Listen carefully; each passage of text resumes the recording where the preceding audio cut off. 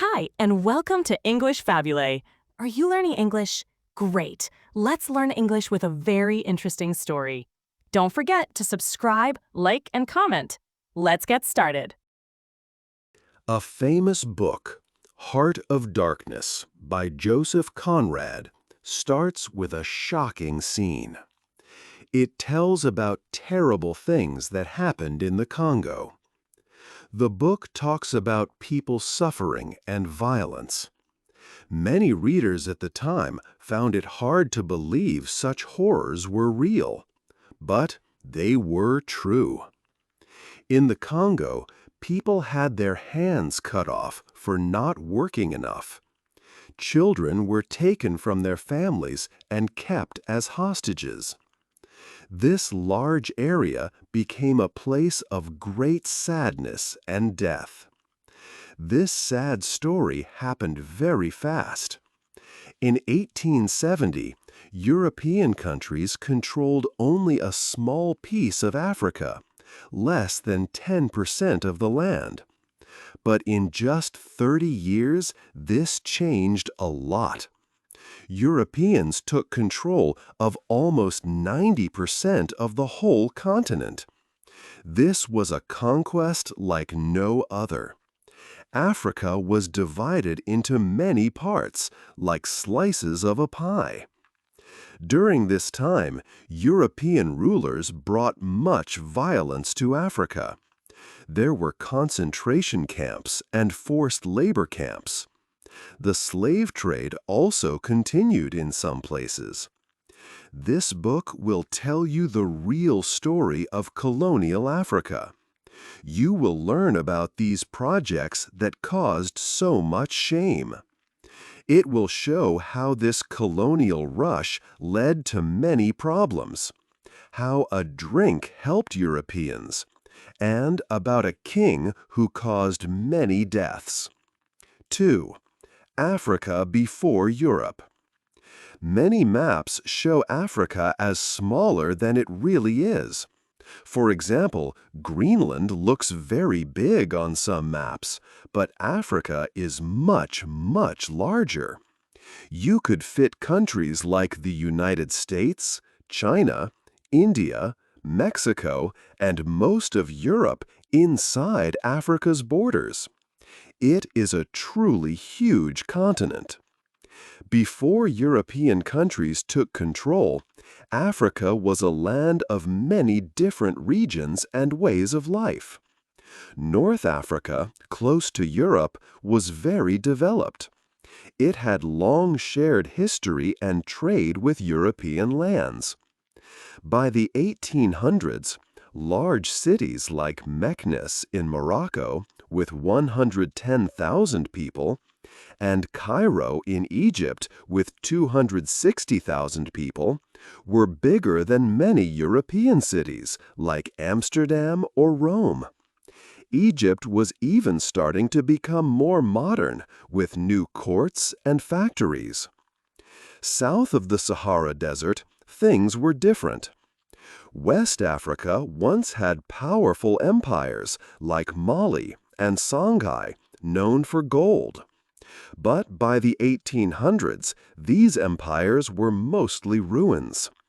The land was split into many small states and chiefdoms. People farmed and raised animals, using simple tools from the Iron Age. Only Timbuktu, a city famous for its Islamic schools and old university, kept its importance. East Africa was strongly influenced by Arab cultures. There were several sultanates that traded slaves across the Indian Ocean. Sudan, to the south of Egypt, was changing because of new Islamic ideas. Ethiopia was the only country in East Africa that was Christian, not Muslim. The center of Africa was mostly unknown to outsiders for a long time. It was called terra incognita, meaning unknown land. The Old Kingdom of Congo had ended by the 1800s. and the area had no strong ruling system. Along the southern coasts, European countries like Britain, the Netherlands, and Portugal already had small colonies. These places were important stops for ships traveling between Europe and Asia. 3. How Europe opened Africa. After the slave trade came to an end in the 1800s, Europe's interest in Africa shifted. No longer focused on buying enslaved people, they now sought other valuable resources. Their new goal was to find gold, diamonds, copper, and ivory across the continent. However, reaching and taking these resources was very difficult for them. Europeans faced two main problems. First, many African communities had strong armies. These groups had become powerful by trading during the slave era, and they had bought many firearms. This made it hard for Europeans to simply take land. Second, Africa's geography was a big challenge. The continent's large rivers, such as the Congo and Niger, were difficult to travel on. They had many dangerous, fast-flowing parts called rapids, which stopped boats. This meant Europeans often had to leave their ships and walk long distances into the interior. The biggest danger for Europeans, however, was not the armies or the rivers, but deadly diseases. Many European explorers and soldiers died from illnesses they caught in Africa. Malaria, a fever spread by mosquitoes, was especially dangerous. It was so bad that up to 40% of new European arrivals died within their first few months. Because of this, Africa was known among Europeans as the white man's graveyard. This changed with two very important developments. The first was a medical breakthrough. In the Andes Mountains, Spanish explorers learned from local people about a tree called cinchona. The bark of this tree could help sick people. Later, scientists learned how to take a powerful medicine called quinine from the cinchona bark. Quinine proved very effective in treating malaria fever and stopping its severe symptoms. The United States began to produce large amounts of quinine, making it widely available. British soldiers often took quinine as a tonic, which tasted very bitter. To make it more pleasant, they started adding gin to it, leading to the creation of the popular gin and tonic drink. With quinine, the number of European deaths from malaria dropped greatly, making it safer for them to explore and settle deeper into Africa. For example, the death rate in the British Army fell by 40 times.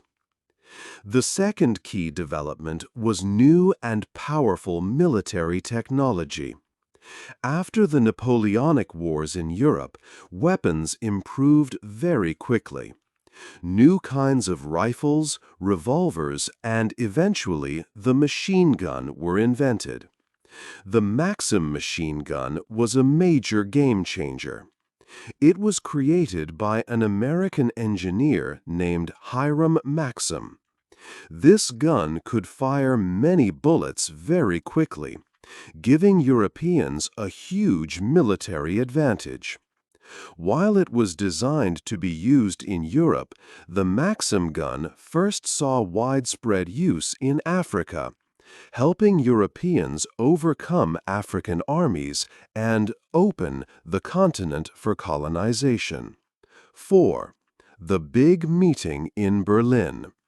The scramble for Africa started in the late 1880s. It began when Great Britain took control of Egypt. A new waterway called the Suez Canal opened in 1869. It made trade routes from Europe to Asia much shorter. Egypt had many debts to European countries, so Britain and France had a lot of power there. In 1881, there was a revolt in Egypt. Britain got worried about the Suez Canal, so British soldiers went to Egypt and took control. This made other European countries worried. France, for example, wanted to take more land in North Africa. They had already taken Algeria and parts of the Western Sahara. Portugal claimed land in Angola and on the southeastern coast. Spain also took some land. Germany sent explorers to claim new areas too. Soon, many European nations were rushing to claim parts of Africa. It looked like Britain and France might even fight over land near the Nile River. To stop a big war, the leaders of Europe decided to meet. They did not invite any Africans to this meeting. Even the Sultan of Zanzibar asked to come, but he was told no. The meeting was in Berlin, Germany, in 1884. It took place in the home of German Chancellor Otto von Bismarck. 15 European countries sent people to the meeting. They sat around a big table. On the wall, there was a large map of Africa. The European leaders used pencils and rulers to draw new lines on the map. They decided who would own which part of Africa. They did not think about the African people.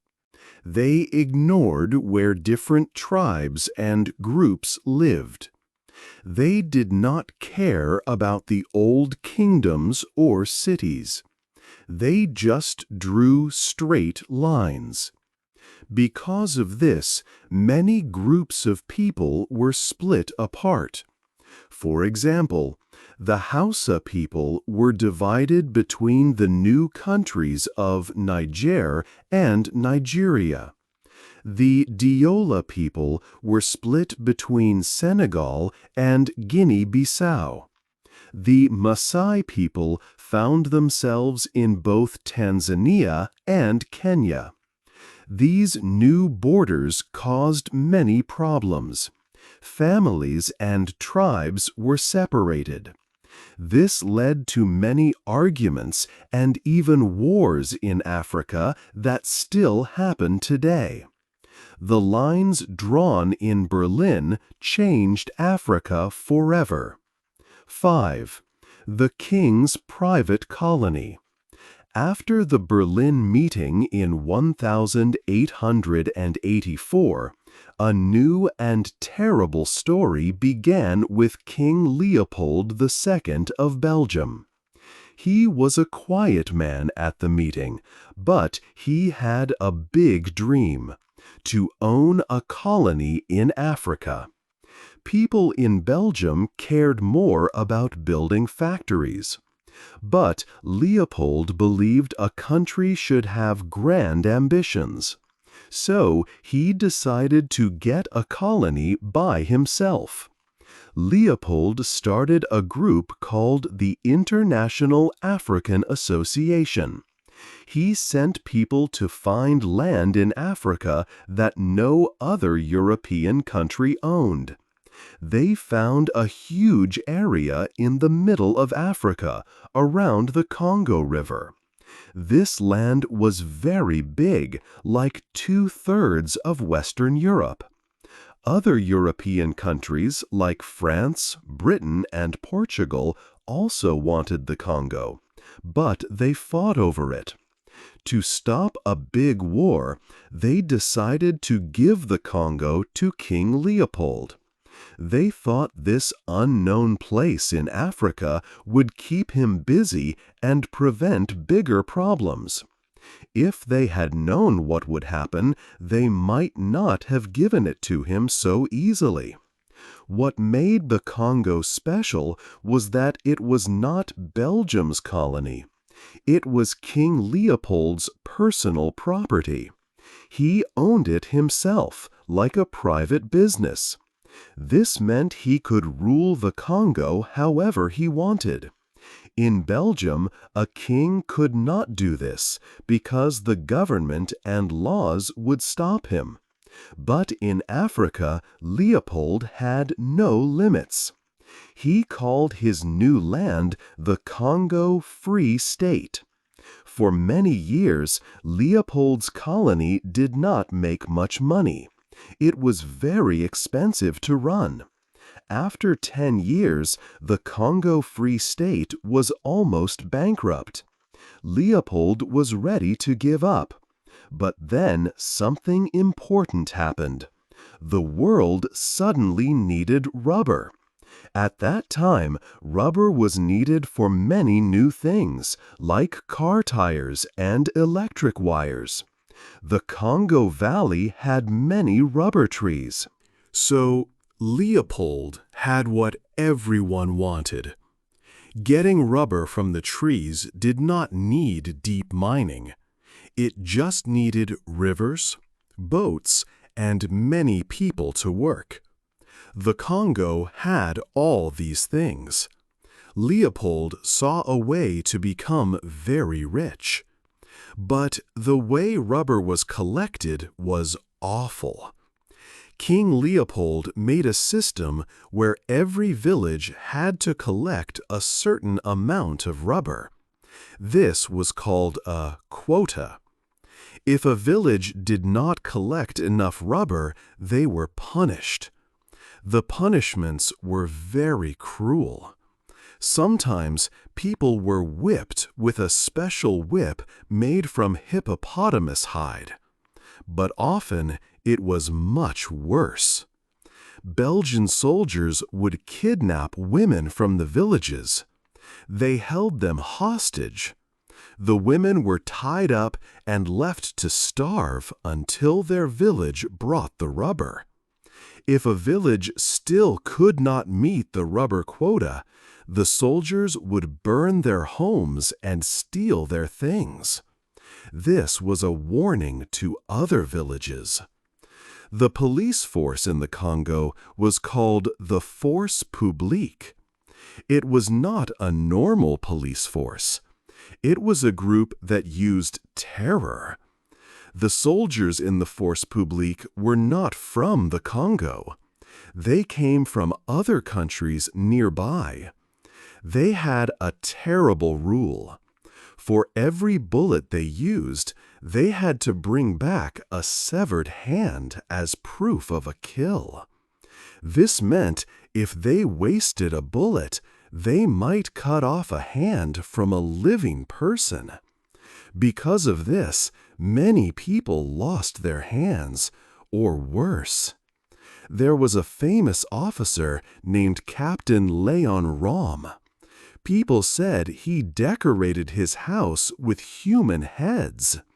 He is believed to be the idea for a bad character in the book Heart of Darkness. Congolese people who tried to fight back were sometimes forced to do terrible things to their own families. This was a time of pure horror. The Force Publique could do anything they wanted. No one stopped them. All that mattered to the colonial leaders was getting more rubber. For 10 years, the Congo made the most rubber in the world. People in Africa called it red rubber because of all the blood that was shed. 6. Different rulers, same problems. While the story of King Leopold's Congo Free State showed terrible cruelty, it was not the only place where great suffering happened. Across Africa, other European rulers brought similar problems to the lands they controlled. For example, in a country now called Namibia, Germany committed a terrible genocide. Many local people died during this time. This shows that violence was a common part of colonial rule, not just in one place. In southern Africa, the British had strong control. One important figure was Cecil Rhodes. He was a very wealthy British man who found many diamonds. Rhodes believed that European people were much better than African people. He did not see Africans as equals. His goal was to get rich and expand British power. He formed colonies that were later called Zambia and Zimbabwe. Even today, the name of Cecil Rhodes is on a university in South Africa. The main reason European countries took over parts of Africa was to get rich. They wanted Africa's natural resources.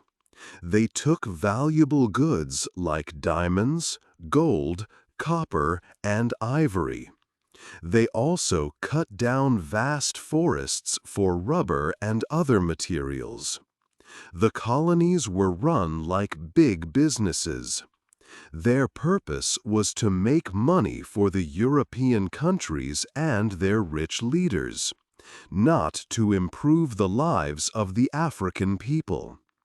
The Europeans built some new things, but these were mostly for their own benefit. For instance, railways were made, but they did not connect different parts of Africa for local travel or trade. Instead, these train lines went straight from where resources were found, like mines or rubber forests, directly to the closest port. From these ports, raw materials were quickly shipped to Europe and America. Little money or effort was put into building schools or hospitals for Africans. The colonizers often left education and healthcare to church groups called missionaries. Police work and collecting taxes were often handled by private companies that worked for the colonial rulers. This way of ruling meant that the colonial governments had very few duties to the African people. They only cared about making sure resources kept flowing out. This reflected the widespread European idea that they were superior. They thought it was their right to control Africa's wealth without truly caring for the local populations. This focus on profit and power, with little regard for human life, created many lasting problems across the continent. 7. What Europe left behind. The time of European rule in Africa ended, but it left many big problems. These problems are still seen today. The effects of colonization were long-lasting. First, the borders of African countries were not real. European leaders drew them in Berlin. They used pencils and rulers on a map. They did not think about where people lived, or about different tribes. For example, the Hausa people were split between two countries, Niger and Nigeria. The Diola people were divided between Senegal and Guinea-Bissau. The Maasai tribe was split by the border of Tanzania and Kenya. Because of these fake borders, tribes and families were separated. This has caused many wars between African states even now. People on one side of a border sometimes want to join their old lands. But the new countries must stay as they are. Second, the Europeans built infrastructure, but mostly for their own gain. They took many resources from Africa. For example, they cut down many rubber trees in the Congo. They killed many elephants for their ivory. This destroyed the environment. Europeans did not put much money or culture into Africa. Railways were built, but not to help Africa grow. They were built to quickly move raw materials from the mines and forests to the ports. From there, resources went to Europe and America. For instance, in Mozambique, which is bigger than France, only 3 railway lines were built. They were not even connected to each other. This shows that the purpose was only to take things out. Third, the way power was set up left African countries weak. Europeans often let missionaries handle schools and hospitals. Private companies dealt with security and collecting taxes. The colonial government did not feel it had to do much for the people. This led to many African countries starting with very weak governments. These governments still struggle today to provide simple services for their people, like clean water or good schools. This, along with the old borders and different groups, leads to many problems. We can still see these problems in the news today, with conflicts and changes in power happening often. This period of colonization truly changed Africa forever, leaving a difficult past that shapes its present. 8. Africa today. Africa today shows a mix of challenges and progress. While the past was difficult, some good changes have come to many parts of the continent. Where people were ruled by fair officials, not by cruel methods, life improved. The former British colonies of Nigeria, Egypt, and South Africa are now among the richest nations in Africa. These regions gained modern medicine, new schools, and universities. Africa is now strongly connected to the rest of the world. Many Africans speak European languages, which helps them study at universities globally. They also play in top professional sports leagues, from football to the NBA. This shows how Africa has become a big part of the global community, sharing its talents and cultures. One very important change was in South Africa. In the 1990s, the system of racial apartheid ended. This system had separated people based on their race and was one of the last cruel parts of the colonial era. Its end marked a big step towards a more equal and just future for the country. The story of Africa is complex. Colonial rule brought much suffering, including unfair borders that still cause problems today. The environment was also harmed. However, it also led to some developments, like railways, though these were mainly for sending resources to Europe. While Africa has not forgotten its past, it also uses some of the changes that came with the Europeans, like modern education. Africa's journey continues, with its people working hard to build strong, independent nations for the future. After hearing about Africa's long and complex history, What do you think is the biggest challenge or the greatest opportunity for the continent today? Hey there! Just a second before you go. If you learned something new today, please give this video a like, write your thoughts in the comments, and subscribe to the channel. It only takes a second, and it really, really helps to create even better English videos for you. Your support means the world. Thank you.